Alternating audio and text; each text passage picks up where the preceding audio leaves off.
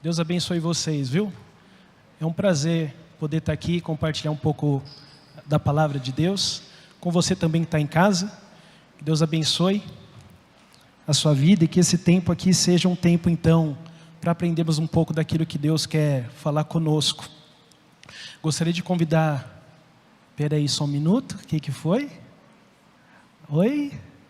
Qual que é mesmo? As crianças e pré-adolescentes? Os pré-adolescentes. Eles ouviram mais do que eu aqui, assim. Eles já...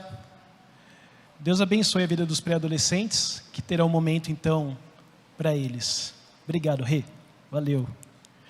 Gostaria de convidar você a abrir a Bíblia em 1 Timóteo 2,5.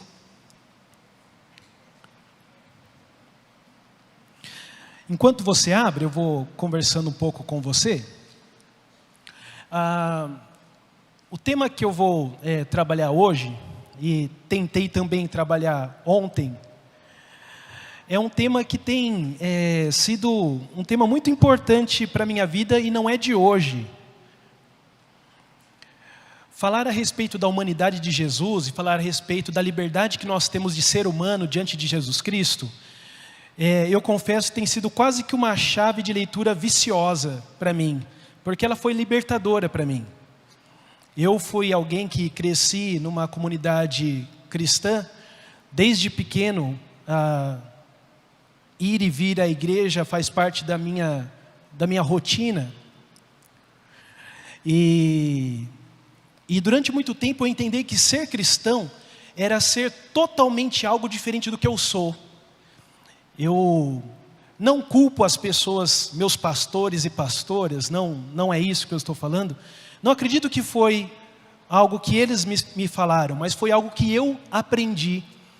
Eu ia aos acampamentos de pré-adolescentes, crianças, jovens, e eu ouvia a palavra com um alto peso de cobrança para que eu não fosse eu mesmo diante do Senhor. E tentei fazer de todas as formas para me ocultar, para me violentar até muitas vezes. Autocrítica, autojulgamento, desamor ou autodesamor eram linguagens da minha postura religiosa. Abrir a Bíblia para que a Bíblia me violentasse, elogiar os pastores que me bordoavam no púlpito, isso era a minha pegada espiritual. Sacrifícios, porque no fundo eu não aceitava que Deus me aceitou em Jesus Cristo. E eu trazia para mim, na imaturidade de criança e de adolescente, toda uma responsabilidade de ser um outro, de ser um totalmente outro.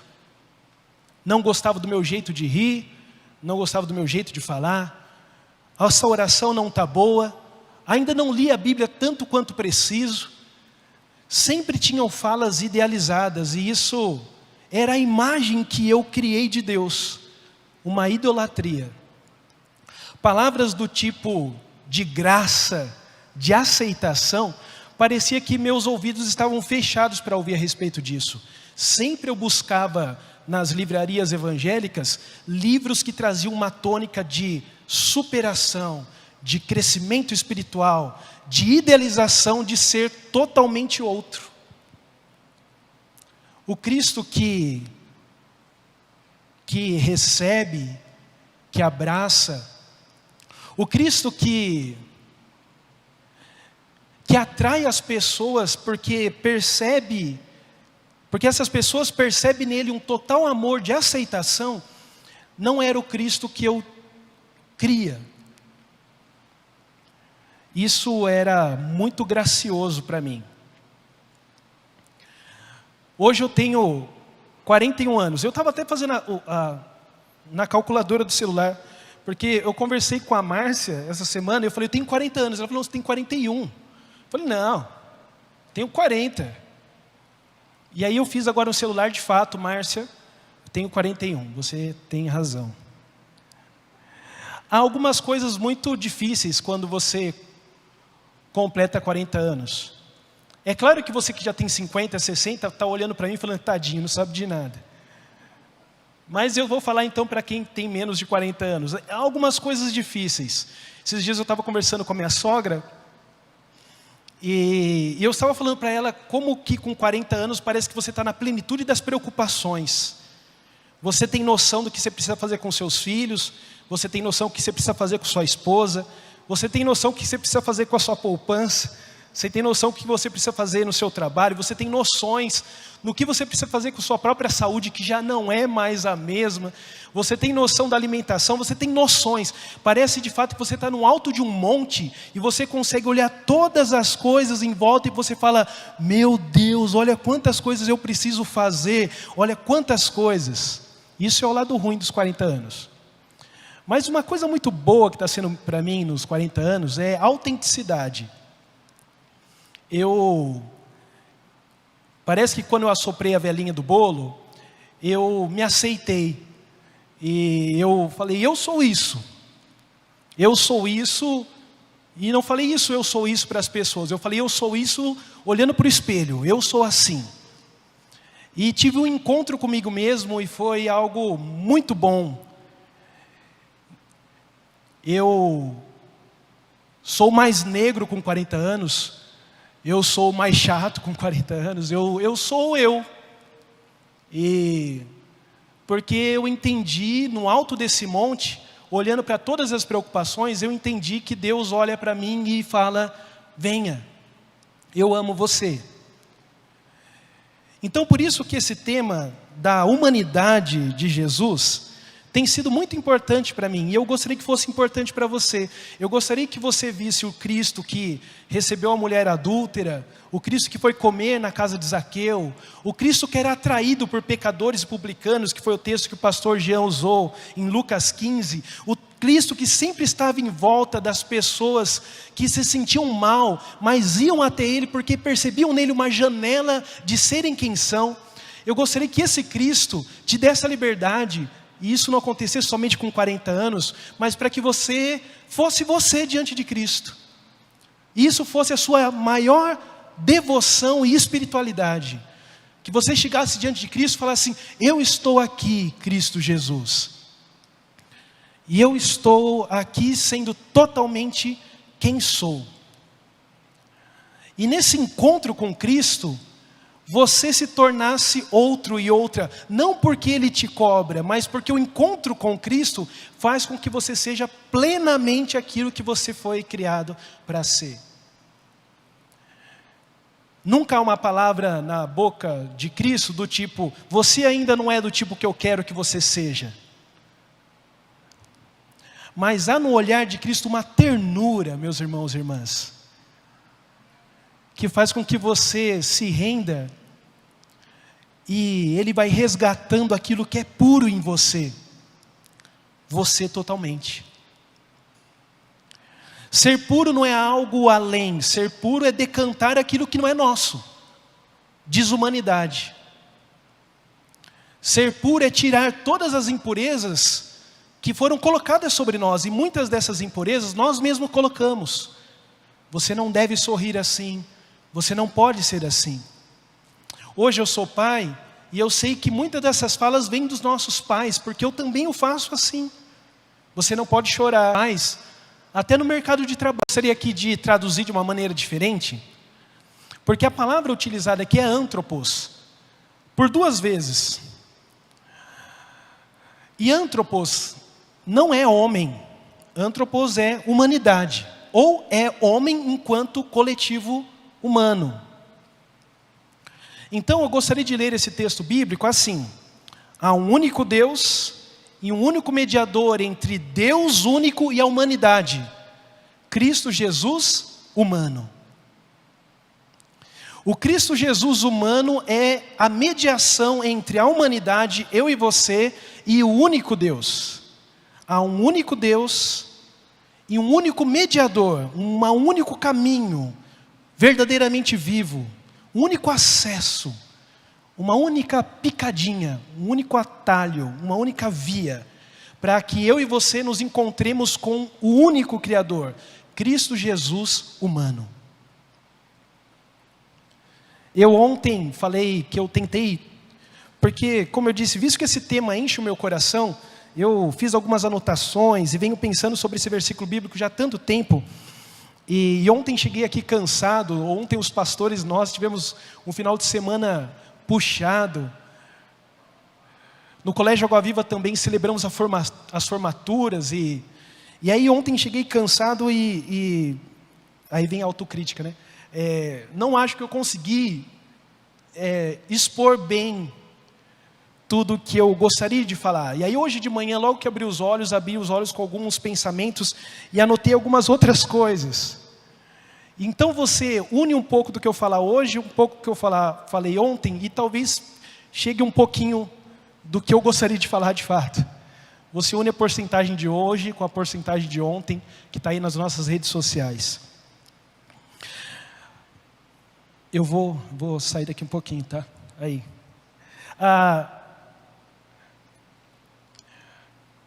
Tudo que você está em Deus. Em Efésios capítulo 2, verso 10, diz que nós somos feitura de Deus. E você talvez já ouviu falar que a palavra aí, feitura de Deus, na verdade é poema, né? E a ideia de poema, você é poema de Deus, de onde vem a palavra poema, é a ideia de que Deus não fabricou você em série.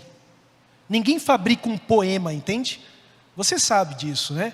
Você é apaixonado, apaixonada, que está aí flertando, você que está aí no auge, no ápice da paixão, você não fabrica as coisas. Você se preocupa em dar um toque pessoal naquilo mesmo que você compra, né? Você compra um cartão, você quer fazer algo pessoal. Então, o poema traz a ideia de algo que é feito por intermédio de uma relação pessoal com o Criador. Você então é poema de Deus, porque Deus, ao gerar cada um de nós, Ele teve uma relação pessoal. Efésios continua dizendo em 2:10 que você é poema de Deus feito em Jesus Cristo. Ou seja, Deus usou Jesus como molde para criar você e a mim. Nós fomos criados em Jesus. Se nós somos poema, a prancheta ou o papel onde Deus nos escreveu foi Jesus Cristo. A vida de Jesus é o molde, é o padrão para que eu e você fôssemos então criados, à imagem e semelhança dele. No entanto, eu e você desviamos de Deus. Os escritores bíblicos chamam isso de queda, chamam isso de pecados, que eu e você aprendemos a chamar de existência a sobrevivência. Nós aprendemos a chamar de vida a sobrevida, de viver sem Deus. Nós aprendemos a chamar de humanidade algo muito diferente daquilo que Deus queria para mim e para você. Nós aprendemos a considerar como a nossa realidade uma vida tendo Deus à margem. Mas, se você se lembra da pregação do pastor Gian no domingo passado, a cada passo que o filho, que nós chamamos de filho pródigo, dava do pai, ele perdia a sua identidade, não foi isso? A cada passo que ele dava, deixando a casa do pai distante, ele ia perdendo quem ele era, ao ponto de desejar comer a comida de um animal. Olha o tamanho da degradação que esse ser humano estava caminhando. Mas então, quando ele tem esse encontro com a sua desumanidade, quando ele olha no espelho e fala assim: eu estou desejando comida de um animal, e não é um qualquer animal, mas é o animal exatamente considerado como impuro na concepção judaica. Ele então toma a ciência e fala: eu preciso voltar a ser quem eu sou, porque eu tenho uma identidade, eu sei quem eu sou. E ele volta pelo caminho tentando encontrar a sua humanidade. Então, essa parábola, ela conta a história da humanidade. Somos então filhos fora da casa do Pai, tentando encontrar fora da casa do Pai coisas que saciam o nosso coração, mas nós não encontramos. Então, quando a gente volta para a casa do Pai, o Pai nos fala quem nós somos. Você é isso. Você é uma música antiga, né? Deus olha para você e fala: você é isso. E te dá um anel, e uma nova roupa. E essa roupa não é nova no sentido que você nunca teve. É uma roupa de filho. É um anel de filho. Que você tem desde a eternidade. Interessante que esse pai, duas coisas. Ele não dá uma roupa nova no sentido, é nova porque o filho está chegando na casa depois de um tempo. Mas não é nova no sentido é uma outra roupa, é uma roupa de filho. É um anel de filho, é algo eterno. Outra coisa interessante dessa parábola é que o pai veste o filho fora da casa, para que quando ele entre na casa, já entre como filho. O pai não fala assim, entra aí, vai lá no banheiro se trocar. O pai fala, não, eu vou te trocar aqui fora, porque você é filho. E quando você entrar na casa, já entra sobre o salto alto. Já entra falando, eu sou filho. O pai não constrange você colocando uma roupa nova no olhar do outro irmão que ficou na casa. O pai veste você lá fora para que você já entre como se nada tivesse acontecido. Todo aquele tempo, todo pecado, toda amargura, toda traição, toda rebeldia. Você entra na casa como se nada tivesse acontecido. E o pai, com um jeito terno, trata você não de uma maneira que você merece. Esse é o ponto 1 da nossa reflexão. Deus em Jesus não trata você da maneira como você merece, mas da maneira que você mais necessita. Ser humano. Porque quando alguém está caído, meu irmão e irmã, a gente fala, não adianta chutar cachorro morto, né? A pessoa já está caída. Você chega e destratar essa pessoa. É algo que a gente aprende quando nós somos pai e mãe, que o menino já caiu, já ralou o joelho, você ainda vai puxar a orelha. As consequências já aconteceram. Tudo que ele precisa do seu colo e do seu amor. A ovelha já está perdida, você vai falar assim, ovelha mal, ela já sabe que ele é mal, ela se perdeu. Eu me lembro um dia que eu estava numa grande feira agropecuária na minha cidade natal, em Araraquara, e eu fui com a minha irmã mais velha. Minha irmã mais velha é minha segunda mãe, beijão para você.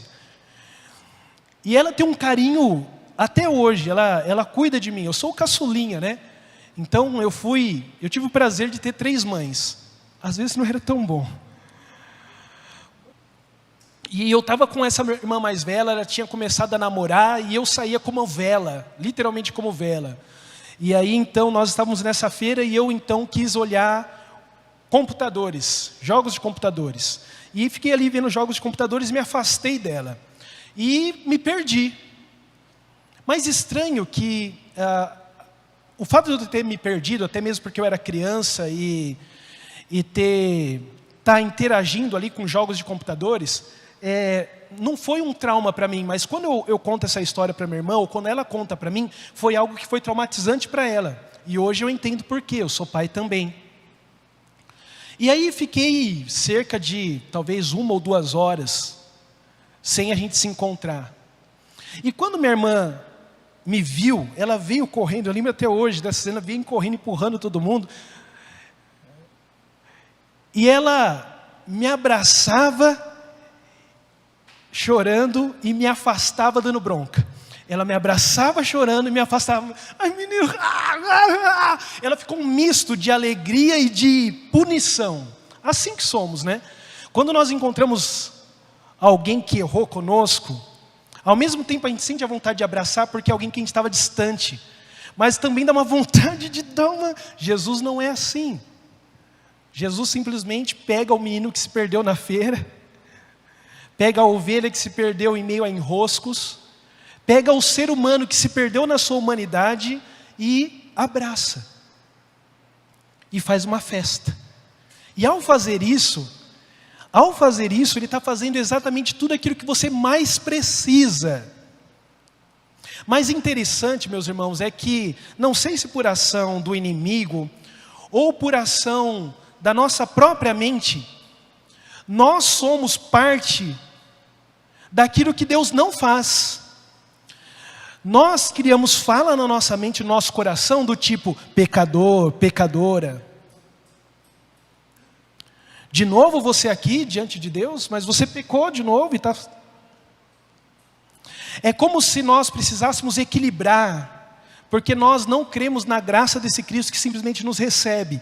Então nós criamos juízes e auto-julgamento, autocrítica. Então é preciso a gente apagar essas outras vozes da nossa mente, afastá-la, crendo no Cristo que é o mediador humano, Cristo Jesus humano. E que Ele te recebe de um jeito que você não merece, mas é do jeito que você mais necessita. Mais necessita. A ideia de uma mediação, de Deus fazer uso de algo terreno e santificar algo terreno, como um meio dos homens alcançar, dos homens e mulheres alcançarem a Ele, não aconteceu simplesmente em Jesus Cristo, mas plenamente em Jesus. Se você é um leitor da Bíblia, você já ouviu falar do tabernáculo, não é? Quantos aqui já ouviram falar do tabernáculo? Vou falar então para você que nunca ouviu falar do tabernáculo ou que estava com preguiça de levantar a mão. Tabernáculo era uma tenda erguida no deserto, isso você vê em final de Êxodo. E o tabernáculo ele tinha 3 espaços, era ali que Deus prometeu estar presente no meio do povo. Estar na presença de Deus, hoje não para nós que somos trabalhadores da última hora, filhos da graça.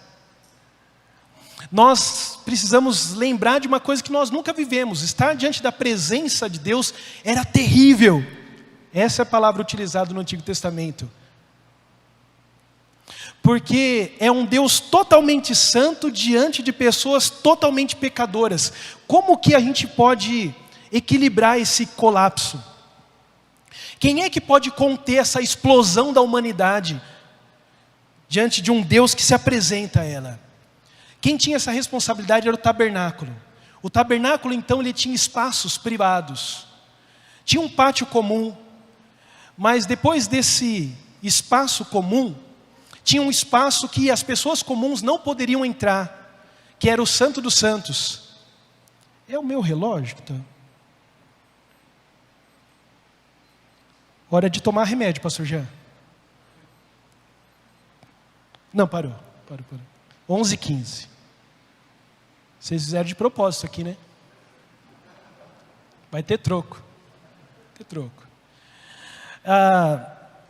Tinha o pátio comum, acesso para todos, os judeus. Depois do pátio comum, quem estava no pátio comum, talvez conseguia olhar de rabinho de zóio entre as frestas, um outro espaço, mas tinha um altar entre o pátio comum e o outro espaço, que era o Santo dos Santos. E lá no Santo dos Santos só entravam os sacerdotes, e eles não podiam entrar de qualquer maneira, cumprindo os ritos e também sempre carregando o sangue de um animal.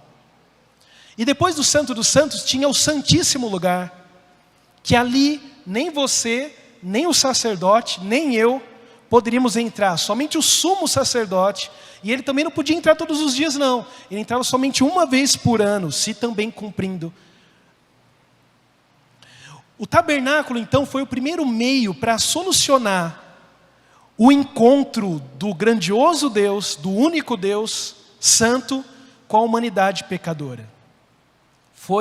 Era aquela tenda que mantinha essa tensão espiritual de algo totalmente divino e puro encontrar-se com alguém totalmente pecador como eu e você. Mas se você depois ler Hebreus 9, se você ler talvez o início do Evangelho de João, você entende que Jesus é o tabernáculo. Jesus é o tabernáculo não feito por mãos humanas, mas instituído pelo próprio Deus. Jesus na sua humanidade contém essa tensão. E Ele é o mediador. E aí que você entende o papel do mediador. Mediador é aquele que representa as partes. Porque sem o mediador, há quebra-pau. É a via. É muito utilizado no meio jurídico para reconciliações. Jesus Cristo, então, Ele contém as partes nele mesmo.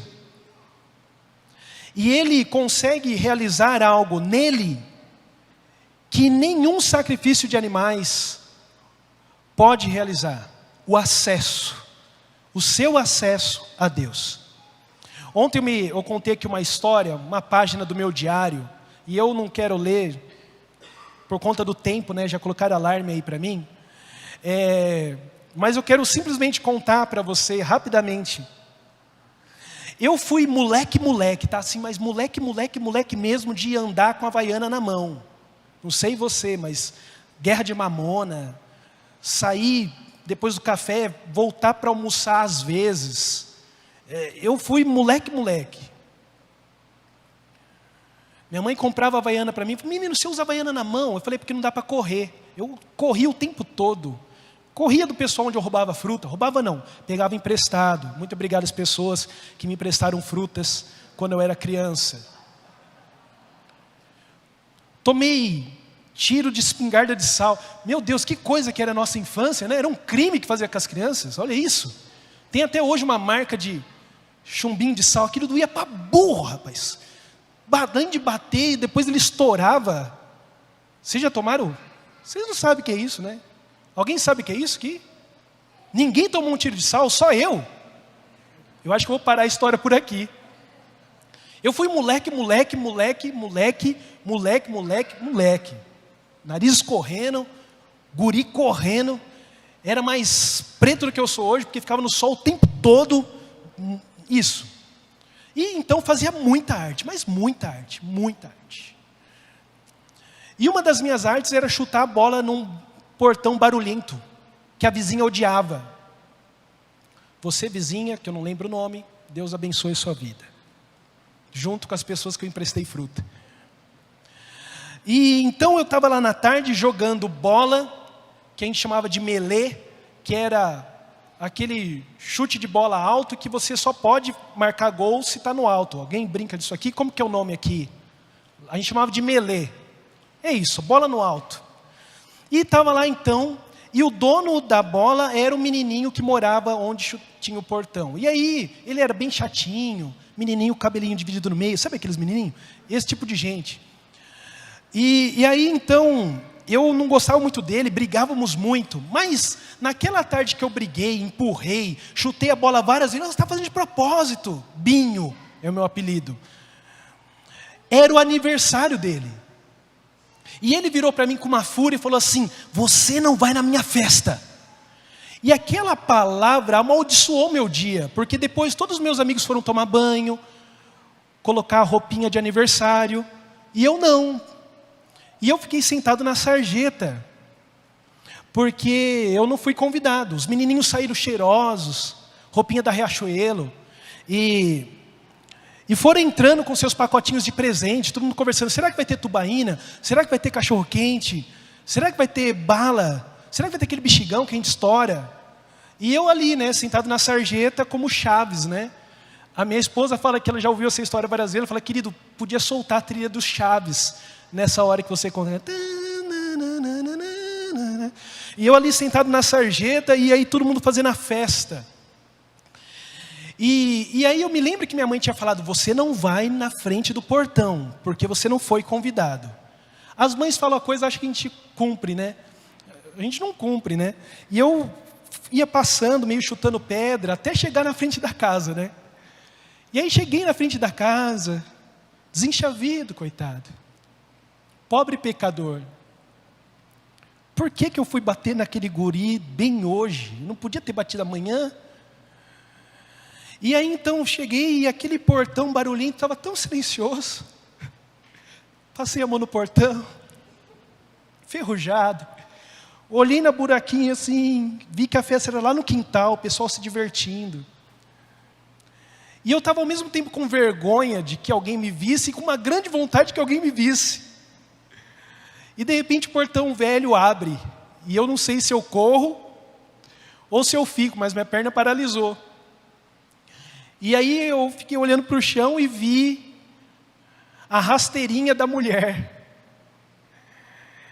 que eu chutava a bola todos os dias e apertava a campainha à noite e saía correndo. E aquela mulher então falou, Binho, por que você está aqui? E eu falei, se fosse hoje eu conseguiria falar várias coisas, mas naquele momento eu não consegui falar nada. E aí ela me olhou com um olhar de ternura, colocou a mão no meu ombro, me pegou pelas mãos e foi me levando para dentro da festa. E eu não tinha tomado banho, tinha corrido no brejo para pegar taboa, estava com o dedão estourado, totalmente fedido. E ela foi, eu me lembro que eu estava com shorts vermelhos, até sem camiseta, e ela foi me levando para dentro da festa. E foi atravessando a festa inteira. E eu me lembro que quando eu cheguei no quintal, era a hora do parabéns. Olha como Deus faz as coisas, né? Para maior constrangimento, aquela mulher me pegou e me colocou do lado do aniversariante. E eu me lembro que ela olhou para o filho, falando assim, você não vai fazer nada com ele, só num olhar. Mãe adora fazer isso, né? Mãe escreve um livro com o olhar. Esse foi o olhar. E o menininho... E eu ali então do lado do aniversariante, cantando parabéns, sem uma roupa apropriada, sem um comportamento apropriado. E ela me tratou de uma maneira que eu não merecia, mas que eu precisava. Isso não dá para ser comparado com aquilo que Jesus Cristo fez, mas sempre quando eu penso no Jesus humano, me vem essa ideia na mente. Jesus veio até o portão. Jesus pegou você e eu nas mãos, ou no colo, ou no ombro. E Ele foi atravessando com você por lugares que você não poderia nunca estar. Porque você não merece, eu não mereço. E você chega exatamente no centro do lugar onde você não poderia estar. E Jesus está fazendo uma festa. E você não merece aquela festa. Você tem a vontade de fugir, mas a grande necessidade de ir para frente. E você olha para trás e lembra dos vários crimes que você cometeu. Mas você olha para frente e fala, mas é isso que eu quero e mais preciso. Eu preciso de festa, eu preciso de abraço, eu preciso de sorriso. E Jesus também educa as pessoas que te julgam. Jesus fala, olha que você também é pecador. Para as pessoas que julgam você. E de repente você tem irmãos e irmãs te tratando de uma maneira que você também não merecia. Pessoas cuidando de você. E isso mexe com o seu coração. E te faz chorar de constrangimento. E esse choro que você chora é te tornando cada vez mais humano. É fazendo você ser aquilo que você sempre foi em Deus.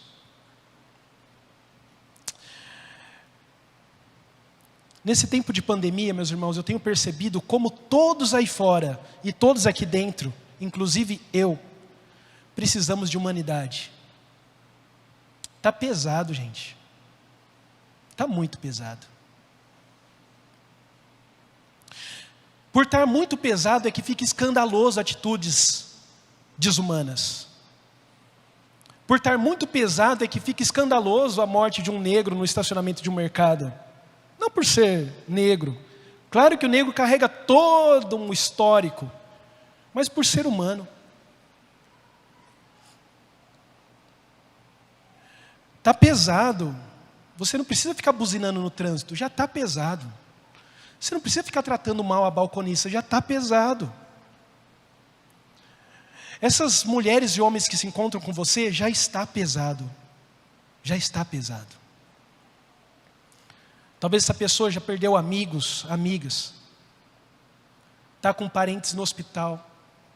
E está fazendo o plantão dela no trabalho. E você chega e trata mal. Sabe, meu pai é alguém que me ensinou algo muito importante. Ele disse assim, filho,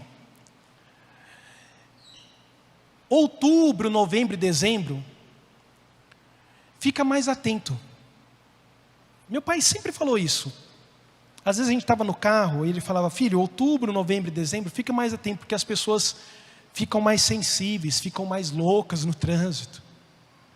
E hoje eu vejo que meu pai estava me ensinando a, seja mais humano, fique mais atento às pessoas.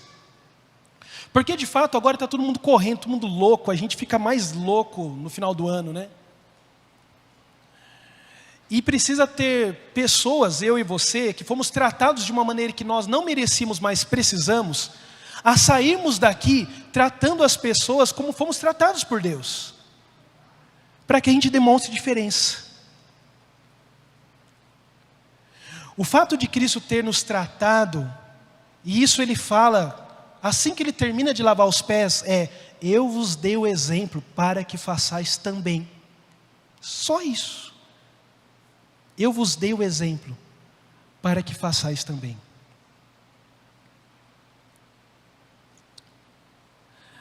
Eu e você estamos sendo criticados nas redes sociais, não pela nossa falta de espiritualidade, mas pela nossa falta de humanidade. Esses dias eu conversei com uma pessoa que eu gosto muito, uma amiga, e ela me disse assim: eu estou com ódio dos evangélicos. E me doeu por eu ser evangélico, e me doeu por ser uma grande amiga. Mas quando ela foi contando os fatos, eu entendi a perspectiva dela.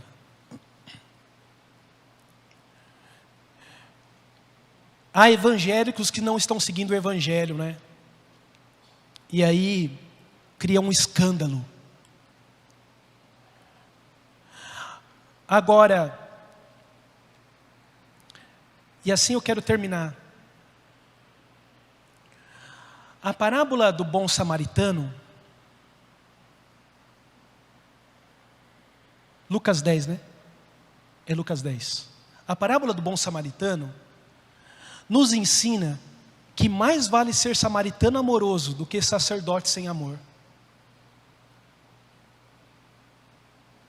A parábola do bom samaritano nos ensina que mais vale não ir e vir do templo e amar uma pessoa do que ir e vir ao templo e não ter empatia e solidariedade.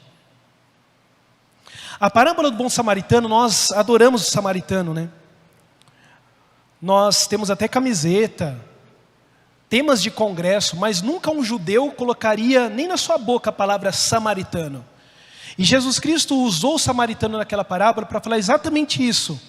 O samaritano prestou mais culto do que aquele sacerdote levita, porque ele agiu conforme o evangelho. Mais vale ser um samaritano que cuida, que tem empatia e que a dor do outro o afeta, do que um sacerdote que passa em largo. Mais vale um samaritano humano do que um sacerdote e um levita desumano. E eu penso que esse ódio da minha amiga é porque há sacerdotes, levitas, fiéis, que gritam Senhor, Senhor, mas que não demonstram solidariedade. Mateus 25, o nosso Senhor volta em glória, e Ele separa as ovelhas dos bodes e cabritos, e Ele diz: sejam bem-vindos as ovelhas, porque eu tive fome e você me deu de comer, eu tive sede, você me deu de beber, eu estive preso e você me visitou, eu estive necessitado no pó, caído, e você cuidou de mim. E aí então, os justos dizem para Jesus: quando foi que o Senhor esteve no pó, Jesus? Quando foi que o Senhor teve fome, sede, esteve nu, e eu cuidei do Senhor? Quando? E Jesus diz: olha, quando você fez isso com aquelas pessoas que mais precisavam, você fez isso comigo. Essa palavra é tabernáculo. Assim como nós quase tornamos sinônimo Santo dos Santos com a presença de Deus, em Jesus é sinônimo humanidade e Cristo. Cristo Jesus humano. Porque Cristo Jesus optou identificar-se ao ponto de encarnar na humanidade. Por isso que todo zelo litúrgico que o povo do Antigo Testamento tinha com o tabernáculo, nós temos que ter com o ser humano que se aproxima diante de nós. Todo temor, toda postura sacra, nós precisamos ter conosco, com a nossa própria humanidade e com o outro ser humano que está perto de nós. E somente assim chegaremos ao Deus único, passando por intermédio da humanidade de Jesus. O que fazer, meu irmão e minha irmã? Sejamos todos nós lapidados pela humanidade de Jesus. Todos nós. Que ao sermos tratados por Jesus de uma maneira que nós não merecemos, mas carecemos, que tudo aquilo que é desumano em mim caia. Porque a humanidade de Jesus é a porta estreita pela qual nós alcançamos a salvação. Imagina você cheio de mochila, fardo, carregando inúmeros pianos nas costas, mas tem uma portinha estreita para você passar.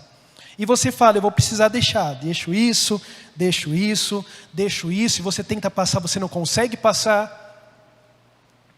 E aí você tenta passar de novo, fala, não, você precisa tirar mais isso, mais isso, mais isso.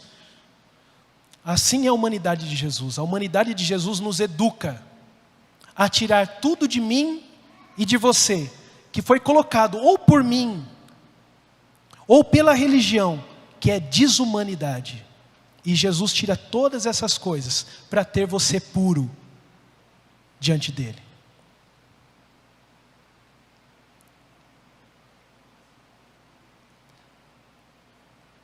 Sejamos humanos, mas não humano na perspectiva nossa. Estava conversando com meu filho. Hoje nós usamos a palavra humano de uma maneira depreciativa, porque a gente até usa a palavra humano para justificar as nossas falhas, né? Quando você é nervoso, você fala assim, sou humano, pô. Quando você perde a cabeça, você fala assim, também eu sou humano. Não é esse humano que eu estou dizendo, tá? Esse humano é a criação que precisa ser mais humanizada por Cristo. Estou dizendo, sejamos humanos, tendo Jesus como padrão da humanidade. Cristo Jesus, homem. Legal? Joia? Posso parar? Vamos colocar em pé?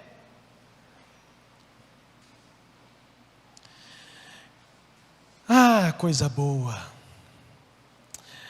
Que a sua experiência com Cristo não seja um fardo, mas seja uma leveza, porque você pode entrar diante dele como você é. O que nós vamos cantar? Eu vi que vocês pegaram a música, né? Vocês colocaram antes, só para eu não fazer aquela minha parte especial que eu ensaiei, não foi? O que nós vamos cantar? Hã? Nós vamos cantar Jesus em Tua Presença, é uma música muito legal que eles colocaram em ritmo reggae. E aí dá para você dançar se você quiser. Você está perto de Jesus. E essa música diz que só para te adorar. Só para te adorar. E dizer que teu nome é santo. E só para te adorar é que nós estamos aqui. Você está aqui, eu estou aqui. E nós estamos aqui, não outro, não alguém idealizado, mas como somos. Deus, nós estamos aqui como somos e com aquilo que temos.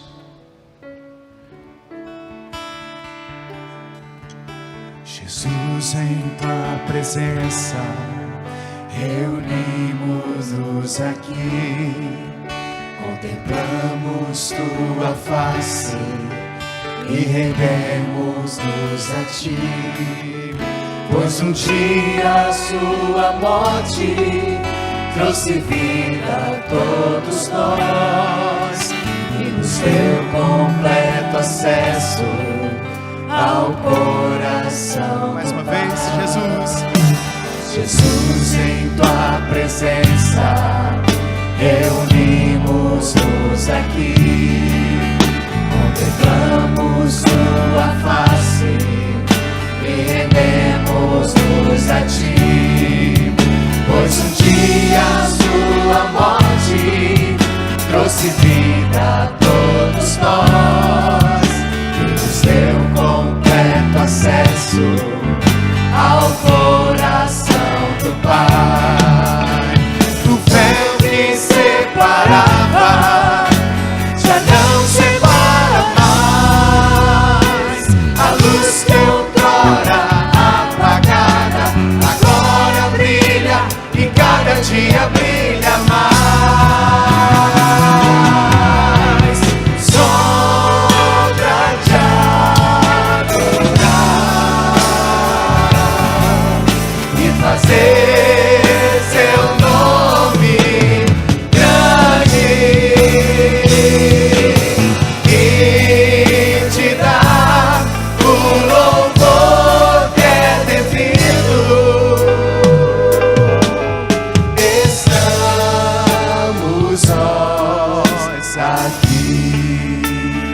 Vamos orar?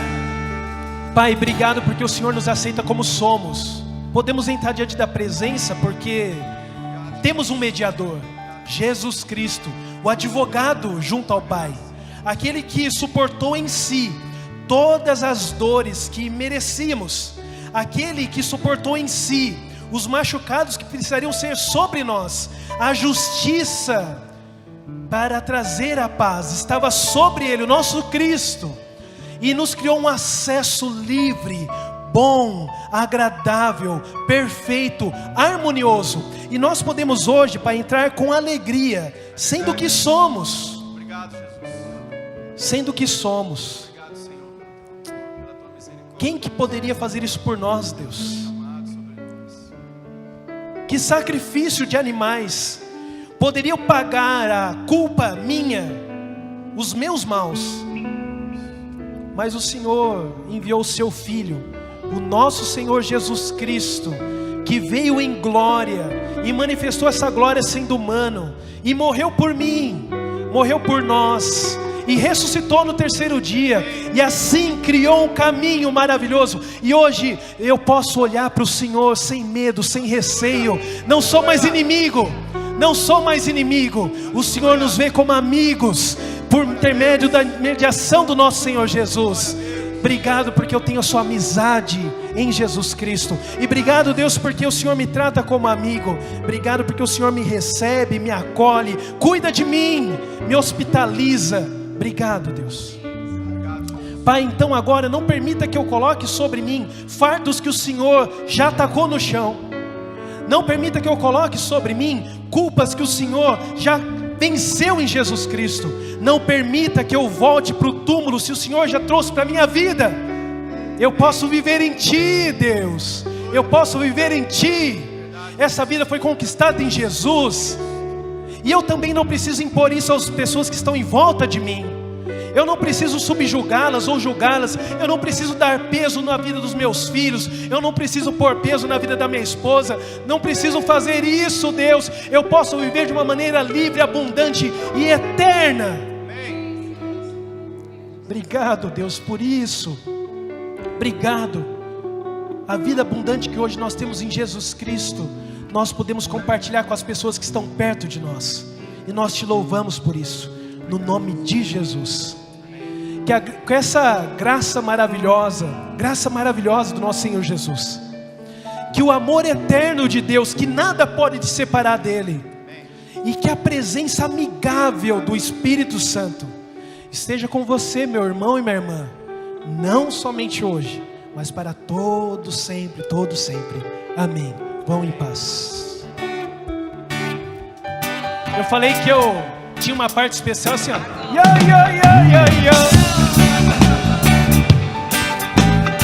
Mas tem uma outra também assim, ó.